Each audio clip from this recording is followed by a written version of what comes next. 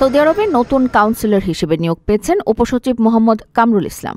রবিবার 17 আগস্ট জনপ্রশাসন মন্ত্রণালয় তার 4 বছরের নিয়োগ আদেশ জারি করেছে। তিনি বর্তমান কাউন্সিলর যুগ্ম সচিব মোহাম্মদ জহিরুল ইসলামের স্থলাভিষিক্ত হবেন।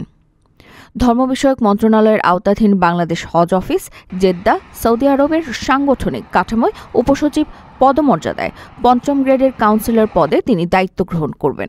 তিনি বর্তমানে ধর্ম বিষয়ক মন্ত্রণালয়ে কর্মরত আছেন।